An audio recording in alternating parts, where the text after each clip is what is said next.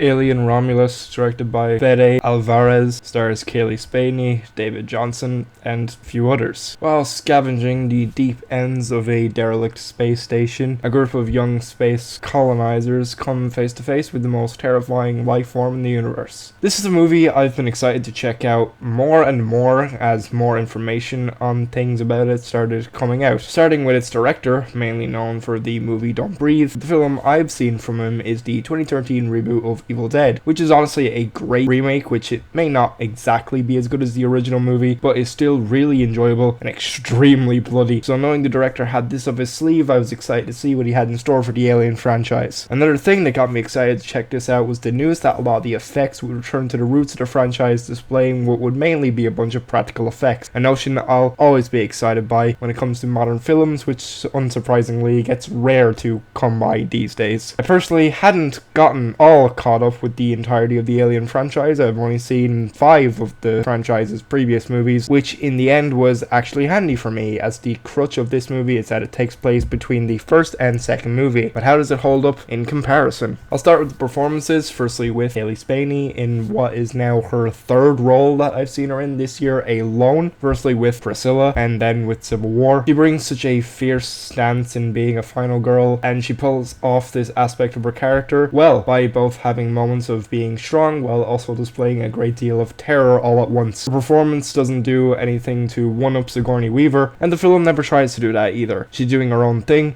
and it was really cool to see. She carries herself in a way that kept me completely engaged throughout the runtime, in a way that made me care about her character. I do hope in the coming years she'll get to the opportunity to do more horror roles, because I think she nails a lot of aspects to be a good character in a horror movie outside of displaying screams. However, in these tense moments, she was great at conveying these emotions too. David Jonsson plays Andy, who is this film's version of the synthetic robot in the crew. I thought he was pretty good here, essentially having to do a dual performance. When we're first introduced to this character, we firstly don't even realize he's meant to be a synthetic. This could be me reading into things, and I hope my interpretation doesn't offend anyone that may think otherwise, but in the first half of this film, it almost seemed like they wrote the character to be almost a character to represent people on the autism spectrum. Again, this is what I'm thinking. However, if anyone who is in that community that has seen the film had a similar thought, let me know if you thought it was a good or bad portrayal. As the film goes on and we learn he is actually a synthetic, I do admittedly think this is more so the reason he acts the way he does, but even after we found out this information about him, the mannerisms we had seen him do before continue over, and I thought he did a good job at acting like this, from the body language and the way he spoke certain lines. The second half of his performance comes from a moment in the film where he gets a new chip put into his brain and he starts acting more sophisticated, almost like a completely different person. His whole personality is basically changed for this portion of the film. There are points where this part of his performance did put me on edge a few times, as he showcases a sense of you don't know what he's going to do next. Throughout his entire performance though, I thought the chemistry between him and Cailee Spaeny was really sweet to see, and ends up being the pure heart of this film, which is something that feels like it hasn't been in the franchise since maybe the second movie, so it was really appreciated to see. Archie Renaux plays one of the other crew members in this, and he did a pretty decent job at giving the sense of heroics throughout the whole thing. He's somewhat the leader of the crew next to Cailee Spaeny's character, and he carried himself well enough for me to care about what he was doing in the film as well. I think this film does a great deal of somehow bringing in elements of the original film into this one and still making it feel somewhat fresh. It's not unique in the slightest, and admittedly they don't do anything insanely new or creative with these similar concepts, but it more so had a sense of familiarity, which is one of the aspects of bringing the old things into this movie that are done well. Unfortunately, that's one of the only aspects of this, as there is a number of times this film does tend to rely on a lot of nostalgia baity tactics to get people really thrilled by a lot of the imagery on screen. The marketing for this film will make you believe it's a standalone movie, but it isn't. You could almost go into this blind, but I feel like there's still so many little details this film throws in that are supposed to be for the fans of the franchise. But back to the actual good aspects in this, I do think there's still a great sense of terror evoked into the idea of being in this small confined spaces stuck with this terrifying creature. It helps that there's a lot of these scenes in the spaceship are done in close-ups to give such a claustrophobic feeling to the whole thing. On top of that, the cinematography in this film is really stunning. I think it's one of the best looking movies in the franchise. There's so many stunning shots in this that stood out to me while watching. It was was really nice to see so much dedication and care put into the cinematography here. The contrasts of all the lights and shadows were really cool to see,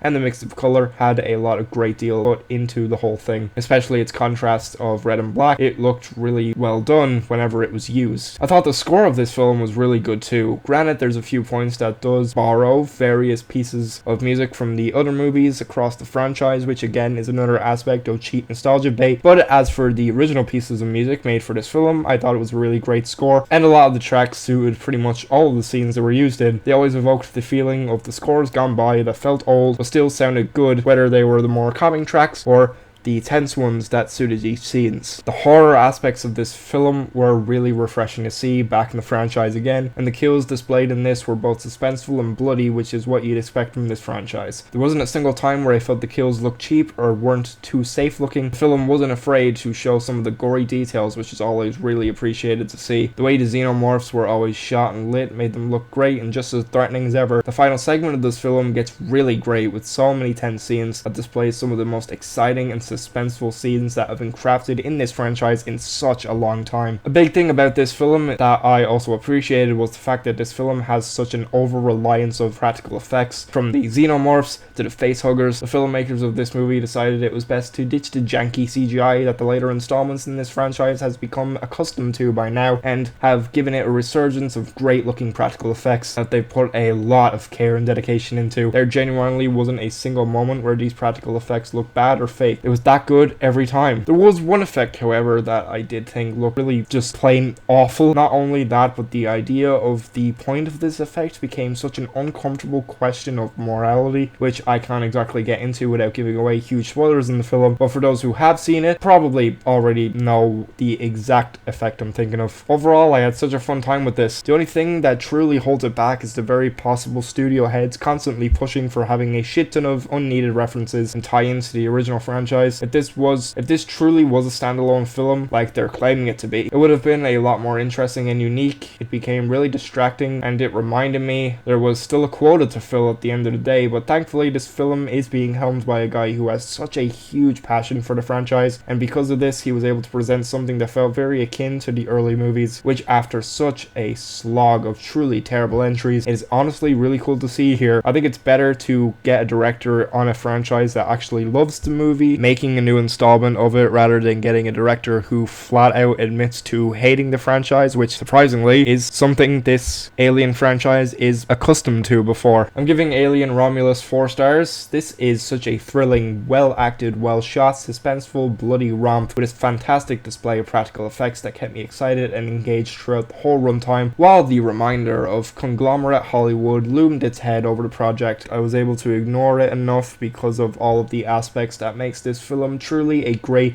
and especially a worthy entry into the Alien franchise.